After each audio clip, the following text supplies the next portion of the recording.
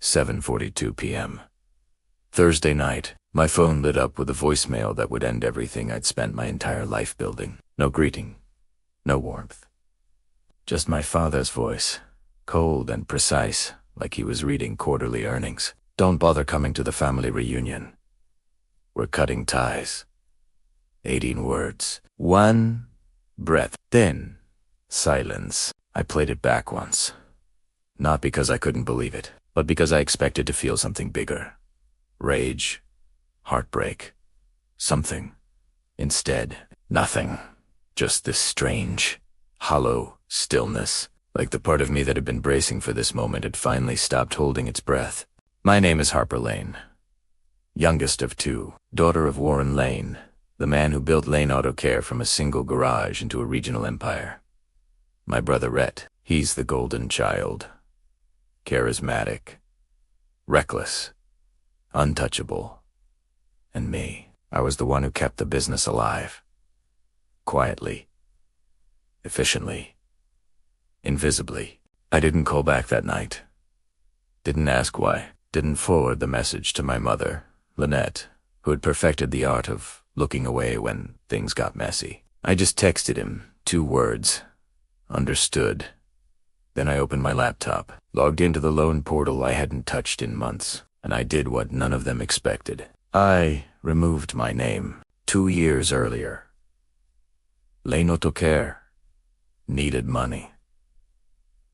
Big money. A $2.5 million expansion loan. The bank wanted a cosigner with perfect credit. Rhett, buried in debt. Warren, too smart to risk his own assets. Me, Harvard MBA, spotless financials. The obvious choice. They didn't beg, didn't ask, just slid the papers across the table with the pen already primera sind, because back then, I still believed loyalty earned belonging. I thought I was investing in our future, building something we'd share. I didn't know I was just making myself useful enough to disappear. Growing up, I thought my father loved order, but it wasn't order.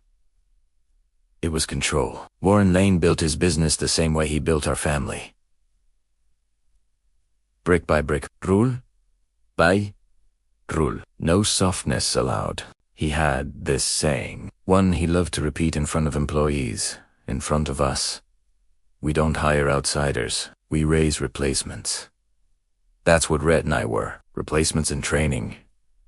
Rhett got the spotlight, the second chances, the praise. I got the clipboard. By 12, I was logging inventory in QuickBooks. By 16, I was running payroll during spring break. No thank yous. No questions, just the unspoken rule that I'd show up wherever the business needed me. Available, obedient, tireless. My mother wasn't cruel. She just disappeared into her role. Hosting dinners, folding invoices, smiling through meetings, then pulling me aside after a 2 whisper. Your father's building something for us, Harper. Be grateful, sweetheart. So I was, or I tried to be. I studied hard, got my MBA. Turned down a corporate offer in Chicago because Warren said, family before ambition. He needed help with the expansion. Rhett was focusing on vision. I focused on everything else. When the opportunity came to secure funding for the new headquarters, I did everything. Negotiated the lease. Compared rates across 6 banks, landed a deal with a 3-year interest lock. But the bank wanted a second signer. Rhett couldn't. Credit destroyed. Warren wouldn't. Too risky for his personal assets. So they turned to me. No big speech. No dinner. Just the papers on the table and a pen already uncapped. I hesitated. Maybe half a second. Then, primera signif. Because somewhere inside, I still believed that if I was loyal enough, Usefulanug, they'd finally see me, not as the backup plan. As part of the plan, asterisk. Asterisk beat asterisk. Asterisk, of course, they never said thank you.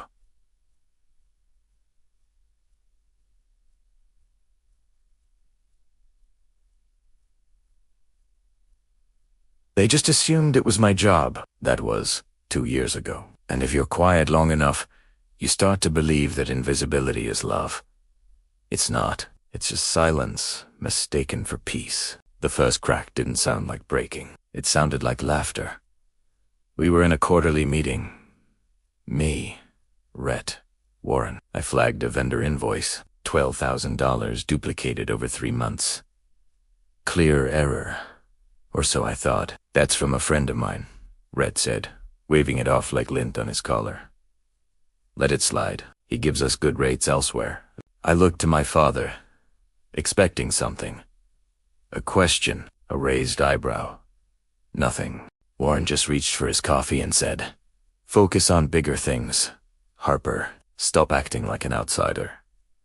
Outsider.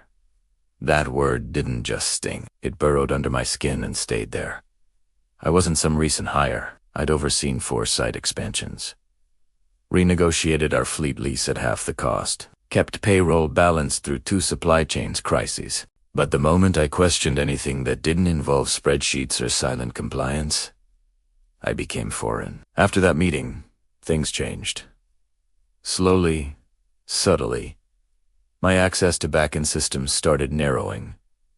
Vendor platforms locked me out. The financial dashboard redirected to read-only pages. The company credit card tied to my name. Expired. Never replaced. Every time I asked, same answer. We're restructuring. Temporary system changes.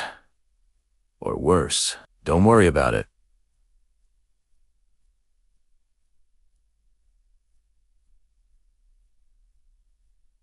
Meanwhile, Rhett got a new standing desk, a company-paid trip to Vegas labeled Leadership Summit, an office chair that cost more than my first car. Something shifted inside me.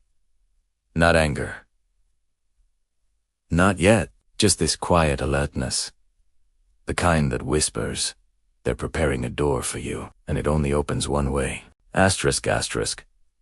Building the case, 7:30 to 9 o'clock. Asterisk, asterisk. I started keeping copies. Spending reports. Meeting notes, emails where Rhett copied clients, but signed, using my name. At night I organized them on my home computer, a private folder I called Shadow Ledger. I wasn't sure what I was building, just that I needed to hold on to the truth while it was still in my hands. One evening, I reached out to Danielle Keller, former law school classmate. Sharp. Reliable. I didn't tell her everything. Just asked one question. If a cosigner withdraws from a business loan, what happens? Her pause said everything. Depends. If you're not a guarantor and weren't involved in recent misuse, the loan can be reevaluated. Quietly. Legally. I exhaled. At that moment, I didn't know if I was planning an exit or building an alibi. What I did know was this, the story I thought I was living. The loyal daughter keeping the legacy afloat. It wasn't mine anymore. They weren't just pushing me out. They were doing it slowly enough to keep cashing in on my silence. Asterisk. Asterisk. The discovery to 9 o'clock to 11 o'clock. Asterisk. Asterisk. Thursday morning. Early spring. The trees outside my window were just starting to bud. I remember that detail because something about new leaves made what I was about to find feel even more rotten. I was reviewing my monthly credit summary when a line item caught my eye. Lane Holdings Deferred Payment Review. Lane Holdings, a shell corporation Warren created years ago for real estate. Dormant.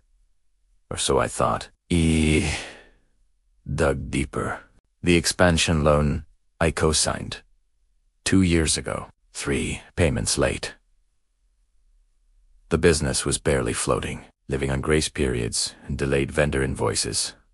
My name was still on the loan. And worse. It was being used in communications with creditors as a reason to extend goodwill. Because my credit was clean, my finances untouched. Because I was, as always, the reliable one. But I hadn't seen a financial report in months. Hadn't been included in a board meeting since fall. Last time I asked Rhett for an update, he sent a winking emoji. No worries, sis. Big Vision coming. Vision didn't pay bills. I pulled up archived records. Traced invoices. Back 6 quarters. Compared spending against budget projections I had written myself. And then I saw it. Over $40,000 in consulting fees, funneled through a friend of Rhett's. Marketing tests with no campaigns attached. Fleet repairs triple billed. Vendor quotes signed with my initials. Ones I never approved. Asterisk, asterisk beat, asterisk, asterisk. This wasn't mismanagement. It was orchestration. That summer day I met with Danielle. In person this time. Coffee shop near the courthouse. Quiet booth in the back. I showed her everything. She flipped through slowly, eyes steady, lips pressed. When she reached the co-signed loan agreement, she stopped. You're not listed as a guarantor. Meaning what? Meaning they used your name to secure it, but you're not legally bound if you withdraw before restructuring. And if I do? Danielle set down the papers, folded her hands, said something I'll never forget. You don't need to confront them. Don't warn. Don't scream. Just move the brick holding up their wall and let it fall. I went home that evening, opened the folder I'd renamed. No longer Shadow Ledger. Now, redemption plan. Inside were PDFs. Flagged emails, account screenshots. A draft letter Danielle helped me write weeks earlier, back when I still hesitated. I didn't hesitate anymore. They hadn't just pushed me out. They'd used me until they assumed I had nothing left to give. Maybe I didn't. But I had one thing left to take. My name. It took 4 minutes. That's how long the portal stayed open once I logged in using the admin credentials I decreated 2 years ago. Back when I still had full access. Back when I thought I was building something real. The screen flickered. Co-applicant status. Active. Modification options available. I clicked remove. Uploaded the signed withdrawal letter Danielle and I finalized 3 weeks earlier. Typed in my PIN. Submitted. No alarms. No confirmation emails. Just a quiet message in gray text at the bottom of the screen. Update. Received. Processing pending compliance review. Done. Next step. Risk control. I emailed the bank's loan manager, Keith Hare. Someone I'd negotiated with during the expansion. Attached a summary. Financial discrepancies. Vendor fraud. Altered signatures. Access restrictions indicating internal exclusion. Careful. Clear. Professional. What I didn't include, emotion. Within the hour, the bank froze.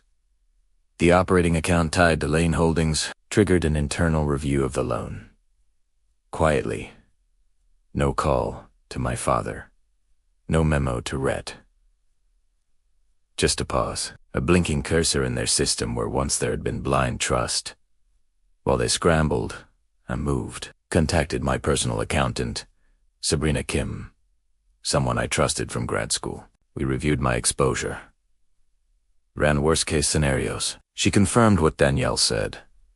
No liability, no credit damage, not even a legal obligation to notify them. The trust I'd moved my savings into last month.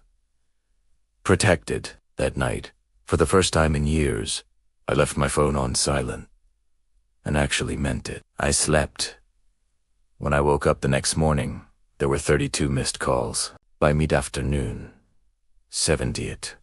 From my mother, my father, Rhett, and one from a number I didn't recognize until I played the voicemail. Gordon Maddox, their longtime company accountant. His voice was high-pitched, panicked, almost cracking. Harper, call me now. This is serious. The loan's collapsing. The bank pulled support. We're at risk of default. You need to fix this. Do you hear me? You have to fix this. I listened twice. Not because I didn't understand, but because it sounded like justice. And justice, when it finally arrives, doesn't scream. It echoes. By evening, Rhett sent his first text. What the hell did you do? Then another. You're overreacting. We could have handled this internally. But the word we didn't land anymore. There hadn't been a we in a long time. Later that night, my mother left a voicemail. Not angry. Quiet. Trembling, sweetheart. What's happening? Your father says the bank froze everything. That they might recall the loan. Did you sign something? I did. But I didn't explain. I called her back. Let the line ring twice. I removed my name. That's all. Her breath caught. But you can't just do that. Actually, I can. And primera vez, sepa usted, Harper. This affects all of us. No, I replied calmly. You made sure it didn't. And then I hung up. Not in anger, in completion. They picked Leona's. The restaurant we used to go to for birthdays. Old brick walls.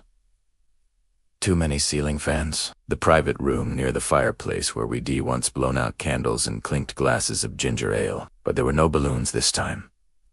No cake. Just my parents sitting stiff at one end of the table. Rhett staring at his phone, pretending this was beneath him, and an empty chair. Waiting for me, as if they still believed I could be summoned. I arrived 15 minutes late. On purple. Wore gray slacks and a button-down blouse. Neutral. Unreadable. Danielle once told me, power doesn't shout. It arrives without apology. Rhett stood when I entered. Thanks for coming. I didn't come for you, I said, taking the chair slowly. Let's not waste each other's time. Warren leaned forward, eyes fixed on mine. You made your point, loud and clear. No, I said, voice calm. The bank made my point. I just stopped protecting your lie. His jaw tightened. Lynette shifted uncomfortably. We're trying to hold this together, he said. You think you're punishing us, Harper, but you're punishing the legacy your grandfather built. I looked at him. Steady. Grandpa built a garage. You turned it into a dictatorship. Rhett scoffed. Oh, come on. We gave you everything. You gave me a job, I said, meeting his gaze, not a voice. The silence that followed was thick. Almos? War, like a room that had finally stopped pretending to be anything else. Then Lynette spoke. Almost in a whisper. What do you want? Harpa. Asterisk. Asterisk. It's the final move. 24 o'clock to 26 minutes. And 0 seconds. Asterisk. Asterisk. That was the question, wasn't it? Not revenge. I'd already taken that. What I wanted now was clarity. I reached into my bag, placed a sealed envelope on the table. This is a signed affidavit confirming I've permanently withdrawn from the company loan, the board, and all business operations. You will never use my name again. Warren opened his mouth. I raised a hand. I'm not finished. I took a breath. I'm also submitting an anonymous tip to the state auditor. Funds missing. Vendors unpaid. Payroll inconsistencies. I slid the envelope forward. It's your mess now. Fully. Legally. Asterisk. Asterisk beat. Asterisk asterisk. Rhett's face turned red. You're destroying us over ego. I'm not destroying anything, I said, standing. I'm just removing the illusion that I was ever part of it. I turned toward the door. Behind me, for the first time in my life, my father said the one word I never expected to hear. Harper. Please. I paused, not from hesitation, from satisfaction. You left a voicemail telling me we were done, I said without turning around. I'm just agreeing with you. Formally, and then I left. The story made it into the papers. Not the big ones. Just a quiet piece in a local business digest. Lane AutoCare faces financial turmoil amid internal disputes. I didn't leak it, but I knew who did.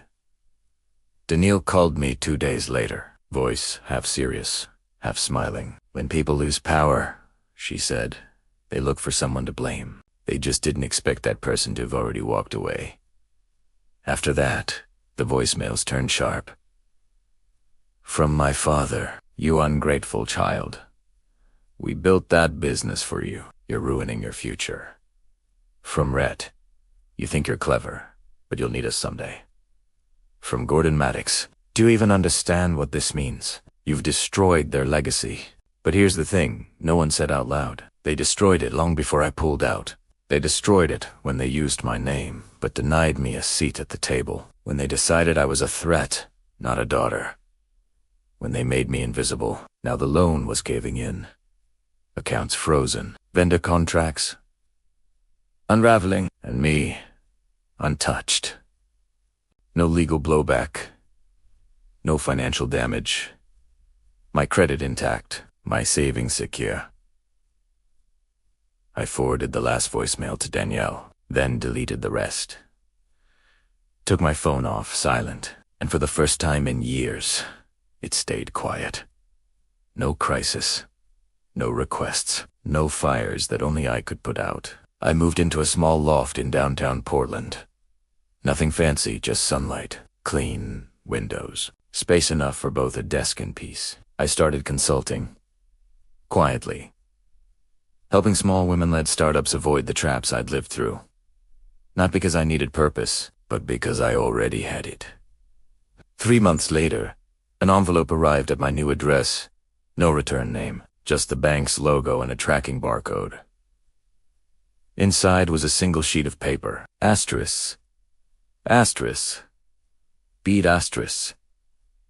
Asterisks. This letter confirms that the commercial loan associated with Harper Lane has been formally withdrawn and restructured. No further obligation remains.